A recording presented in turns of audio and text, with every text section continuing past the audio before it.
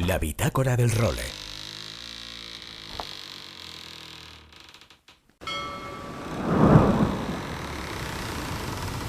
Bienvenidos a bordo del Role.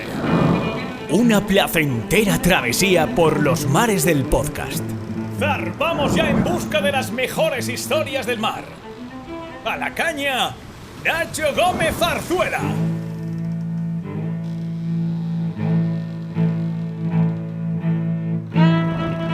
Muy buenas a todos y bienvenidos a la última Bitácora del Role del año de este 2022 que estamos a puntito de concluir. Capítulo número 95 de una bitácora en la que va a ser gran protagonista de Ocean Race, la vuelta al mundo por equipos y con escalas que va a arrancar el próximo 15 de enero desde Alicante. Y por ello vamos a entrevistar a Richard Brisius, al presidente de The Ocean Race, que ha tenido la amabilidad de concederos unos minutillos. Yo no sé qué pasó últimamente, pero la verdad es que entre Grant Dalton el otro día y Richard Brisius hoy, pues hemos tenido la fortuna de tener aquí en esta Bitácora del Role a los dos grandes gurús de la vela a nivel mundial.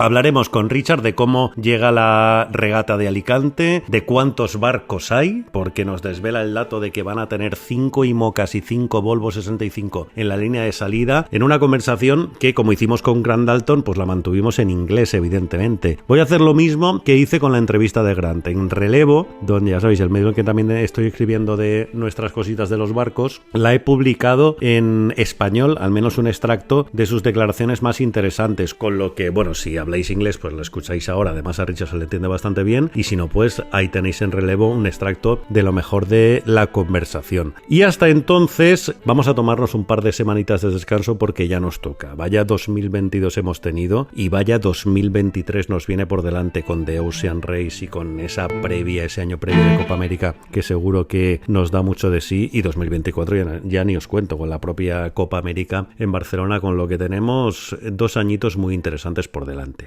Y también, evidentemente, en esta última bitácora del año vamos a acoger la habitual sección del windsurf de Luis Faguás, en esta ocasión tal y como hizo el año pasado, con sus regalos navideños, con sus propuestas para que todos los amantes del windsurf tengáis más ideas de las que podéis tirar para poder disfrutar en estas vacaciones navideñas. Pero bueno, antes de entrar en harina, os quería contar un poco también cómo ha ido el role en este 2022, y la verdad es que los resultados han sido maravillosos. 2021 lo cerramos con más de 45.000 escuchas, que fue una auténtica brutalidad en ese primer año de vida que tuvimos. Pues bien, en este 2022 los números han sido todavía mejores. Hemos llegado casi a las 50.000 escuchas, 47.043 en total, pero hemos hecho muchos menos episodios que el año pasado. Al final hemos emitido 62 capítulos este año, de los que 49 han sido bitácoras del role, 7 episodios del serial sobre la historia de la Copa América, de las historias del role, y 6 entrevistas largas.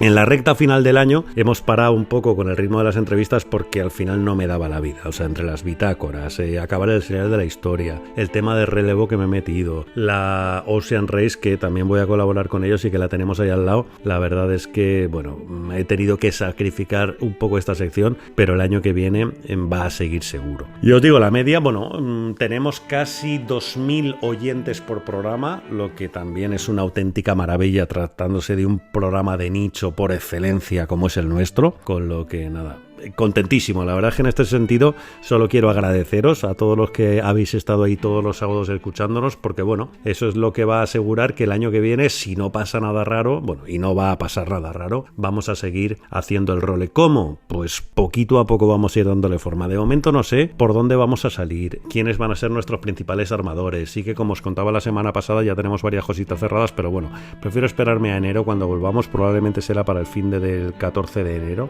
en la previa de la salida de Ocean Race, cuando estrenemos la tercera temporada de este role, y ahí ya os cuente todos los detalles de cómo los configuramos. Y en cuanto a lo más escuchado del año, pues han vuelto a ser las entrevistas largas. La verdad es que, jolín, yo creo que este formato al final está teniendo mucha aceptación, pues eso, porque tampoco estamos acostumbrados, ¿no?, a escuchar con tanta profundidad y tanta calma a todos los personajazos que tenemos en nuestro mundo de la vela, con lo que esas han sido al final los programas que más éxito han tenido. También han crecido un montón de escuchas los episodios de la historia de la Copa América. Además, me contaban hace poco algo que me hizo una ilusión tremenda, que muchas veces este tipo de cosas no te pagan más que el dinero, te compensan más que el dinero. Y es que ahora está entrando mucha gente a trabajar en la propia Copa América y en muchas instituciones que hay alrededor de ella. Pues bien, me contaron que en Barcelona están recomendando a toda la gente que entra a trabajar en estas instituciones que se escuchen el serial sobre la historia de la Copa América que hemos hecho en el Role, un poco para tener una visión conjunta de lo que es la competición, con lo que, jolín, muchísimas gracias a quienes lo están prescribiendo, porque es un auténtico honor. Además, tenemos un proyecto también para el año que viene para traducir el Role, las historias del Role, este serial, al catalán, también para un poco aficionar y que toda la gente de Barcelona y de Cataluña en general tenga conocimiento sobre ello, con lo que estamos a puntito de cerrarlo. También sacaremos tiempo seguro para hacerlo en una nueva iniciativa para seguir extendiendo y que la gente conozca la historia de la Copa América, y no descarto que lo hagamos en inglés. También he tenido algunas conversaciones en ese sentido. Eso sí, en inglés no lo locutaré yo, ya buscaremos a una persona de referencia que lo haga, no sé quién va a ser, pero bueno, también tenemos ese proyectito que ya os contaré cómo avanza.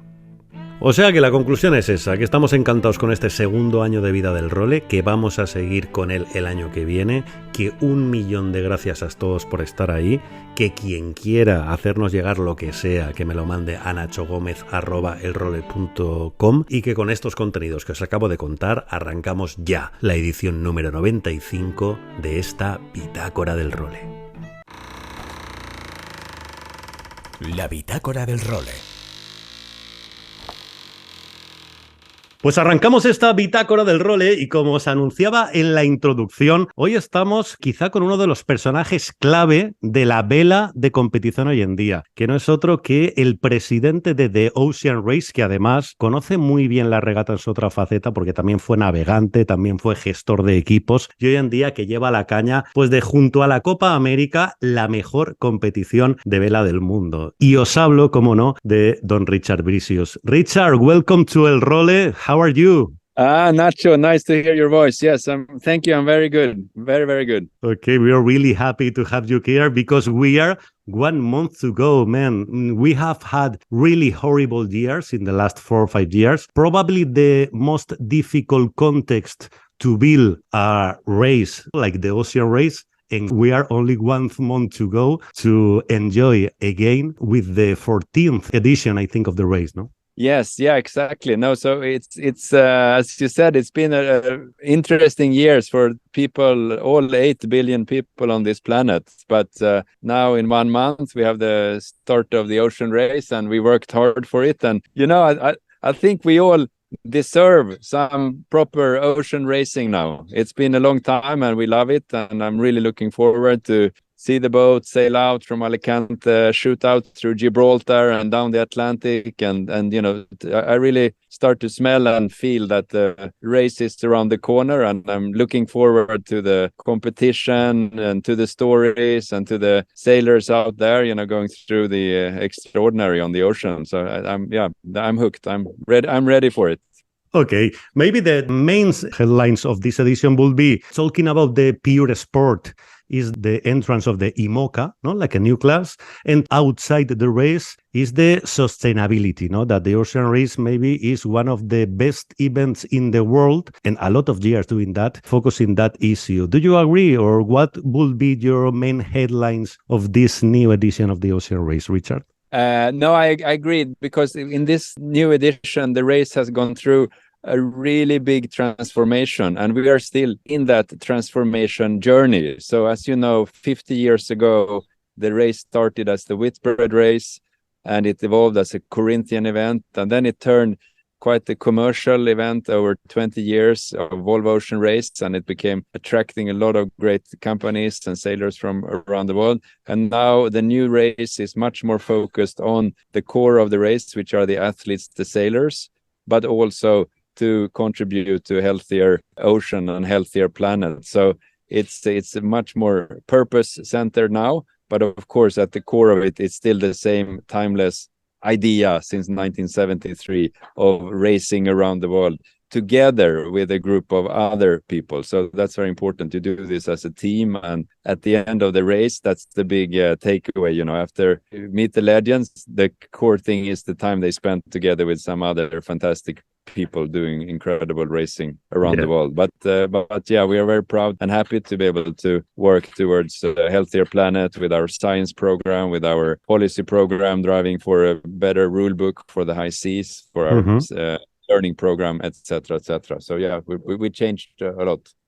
You are even building a kind of advice or some rules to protect the ocean in the future that it will present it to the United Nations. Yes, exactly. We have been fortunate enough to starting to work with some of the biggest organizations in the world that are focusing on ocean health, including the UN Ocean, Special Envoy for the Ocean, the IUCN, different heads of state, the European Union, and many others. And we have sort of identified that there is a gap in the governance of the seas. So we come from sport. In sport, you know, we like rules and fair play. For the high seas, there is no fair play. There is no proper rules. So we want to focus on this and create what we call a universal declaration of ocean rights. And this is something that ultimately we are working towards the countries of this world through the United Nations system to embrace this and take it on board. It's a journey we have started a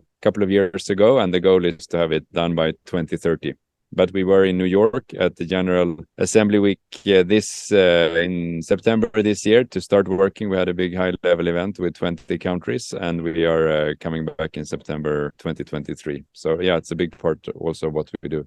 Nice, and we will very focus on that because it's a really nice beginning, not to consider the ocean like a human being with rights, no? It is a very good comparison because basically as a sailor, you spend a lot of time out on the water and you get this bond and relationship with the water.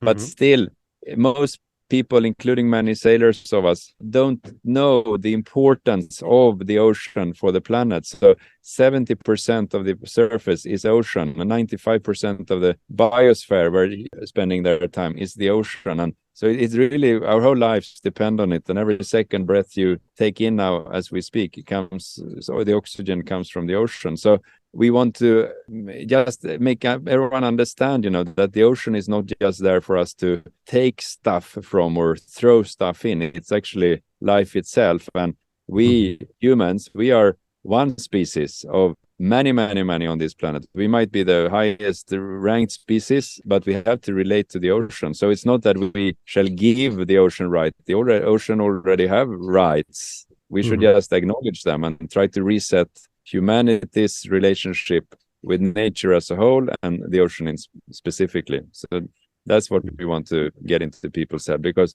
if kids who grew up now understand, you know, that without the ocean there would be no life on this planet, if they just start to understand that it's all about the ocean, that's a very good starting point. Then people will start to care about it and pollute the ocean less, and, you know, not dump stuff in it and all that's going on. Okay, Richard, then talking about the sporting side of the race, I think all the people that can be listening to us now can understand the heart of the process that you as organizers had lived to make this happen. Only to have Ocean Race this edition is a proper success, because all the things that have surrounded us in all these years. Can you tell me or describe me a little bit how has been this process and what's the final results about number of boats and the final race? Because even with the pandemic, you have had limitations in the stopovers that we can go or not in this edition. Yeah, no, exactly. It's been a long journey over many years, and we've changed the start of the race with 1 year. We delayed it because of the pandemic. We changed the race course because of the pandemic. We don't go to China or New Zealand. In a way, it's been a good period for us because, as I said, with this race is in a transformation journey, and so while for many it's been hard times because they don't want to change, for us it's been natural because we want to change. So everything that's been coming to us, it's been like, you know, a good test as well.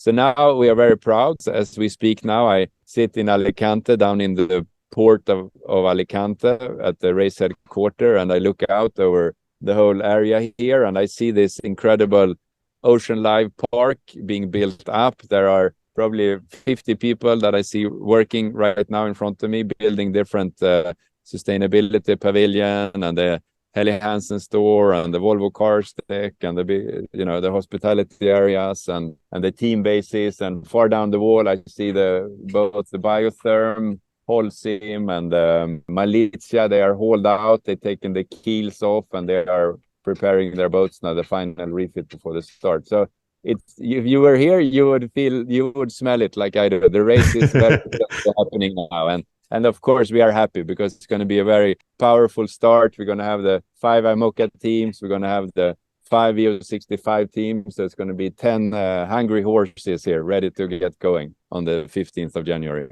Nice. I'm forced to question you about the Spanish team, no? Already the Spanish fans about sailing will miss a Spanish team in this edition. Why do you think we couldn't have in this edition this Spanish team, Richard? There is no Spanish team, but there are great Spanish sailors. Many Indeed, of them yes. we love, that will be part of different teams here. So that's very, very nice. But I think it's just the reality of the times. Every team have been struggling to secure the sponsorship and the funding because of the difficulties around these years, the COVID years and so on. So that's the reason that it doesn't come through this time. But hey, there's soon another race, so let's go for that. And now let's follow the Spanish sailors. There are some outstanding people that will do this race now. We have announced Tamara Echegoyen that will be with Guyot, no, the French team. Tamara. And then probably some more arriving in the next following days. We invite people to keep posted because for sure will be announcements coming about that. And Richard, what's the feeling with Alicante? Because Alicante is from, I think, 2008, no? A lot of years being the home of the ocean race. What's the relationship today between the ocean race and Alicante? Yeah, no, we have a very good relationship with Alicante and with the Valencia region. And so we're very proud to have Alicante as our home since a very long time. And in this context as well, they've been very, very good to work with and setting up now the start. So we look forward to it, and we will continue to be based here, and we have the next race starting from Alicante as well. It's already agreed, so we have a long-term plan here. Okay, nice. And thinking about the future, probably it's really soon to talk about it, but the ocean race will have his own boat in the future again, or the IMOCA relationship will be longer and longer. Can you tell us about your thoughts about this, or it's really soon to talk about it, Richard? Yeah, so the future, of course, one strength we have now compared to in the past was in the past you never knew what the future was, at maximum one edition at a time. But we have announced a 10-year plan, and so to bring stability and continuity, which is very important for teams, because as a team, you need to plan long ahead, and that's been our goal with the new strategy for the race. And that's also why we decided to work with the IMOCA team and class, because as a team, I've been running a lot of teams. You need this ongoing calendar of events that you can build a future on it, both for you as a team company, but also for your partners, that it's not just one thing and then it drops off. So therefore, we've created a 10-year plan with a round-the-world race every 4 years. And we started something called the Ocean Race Europe last year that we will continue to grow in between the races. And we're looking at other races in between the round-the-world races. And as you might have noticed, in the past 2-3 years, we've been very, very active with other type of events and ocean race summits and being at all the big environment conferences. And so we are very focused on creating an ongoing flow of events and happenings that both the fans enjoy and also partners and teams. So that I'd say is the key thing. And then we also will try to be much earlier in communicating about the future than what we've been in the past. So we're going to hopefully make some announcements before the start from here, from Alicante.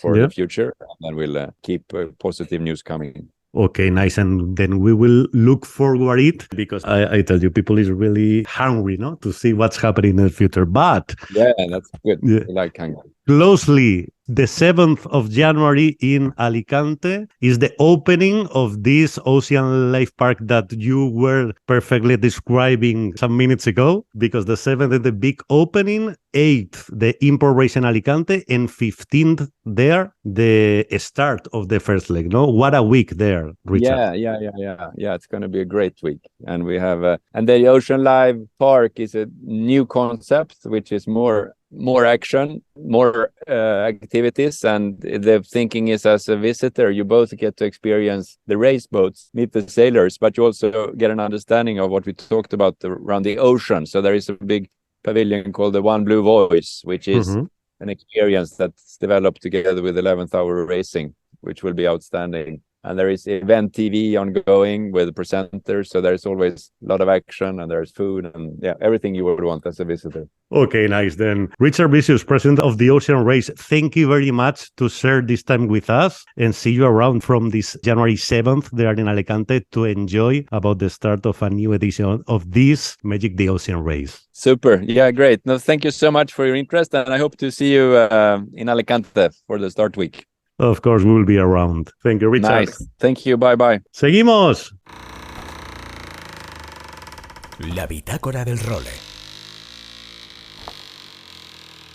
Aloha Nacho y amigos de El Role, aquí estamos, última semanita del año, semanita muy potente en la zona de Calblanque, en la zona de Almería, pero bueno, eso es para los afortunados que han tenido suerte y no tienen que trabajar, o tienen mucha suerte y pueden organizarse el trabajo. Último podcast del año, ya os hablamos de cómo redactar una carta a los Reyes Magos, a Papá Noel, para ver qué pedimos, si hemos sido buenos, si nos traen alguna cosa. El año pasado ya hablamos un poquito de alguna de estas cosas, pero bueno, recordamos, para que podamos tener imaginación, a nivel de material duro podemos optar por pedir la joya de la corona, una tabla nueva de segunda mano. Nosotros siempre os recomendamos que vayáis a vuestro tendero local, que vayáis a vuestra surf shop, windsurf shop local y veáis a ver cómo puede apañaros algún precio chulo, porque el material está a precios muy prohibitivos. Una tabla, una vela, una botavara, un mástil, alguna aleta. Yo, por ejemplo, tengo la Goya One 105, es una tabla que es una free wave, muy cómoda.